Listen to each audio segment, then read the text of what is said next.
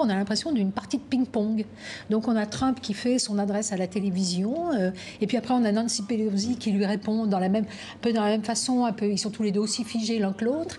Mais cette fois-ci, on a un Trump qui est en face de lui, une femme, qui représente vraiment l'opposition. Jusqu'à maintenant, Trump avait un boulevard parce qu'il n'avait pas d'opposition. Mais maintenant, il a la Chambre des représentants.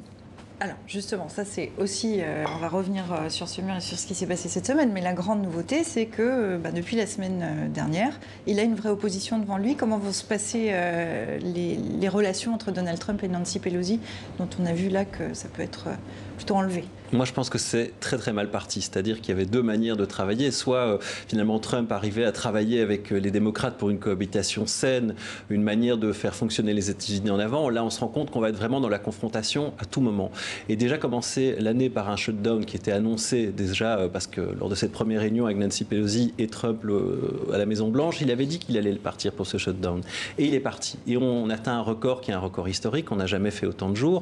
Et on se rend compte qu'on va vraiment être dans le rapport de force. Finalement, voilà, on l'a bien dit, c'est un combat de coq, avec le fait que Trump, c'est sa promesse de campagne, et lui, son objectif, c'est de tenir ses promesses de campagne, et il a toujours été en campagne. Je pense que depuis qu'il est à la Maison-Blanche, il est en campagne. Et du côté des démocrates, on tient mordicus, on tient absolument à ne pas accorder ce mur, en tout cas pas de cette manière-là. Et donc c'est certain que... Alors, pas de cette manière-là, sous-entendu, ça pourrait être d'une autre manière?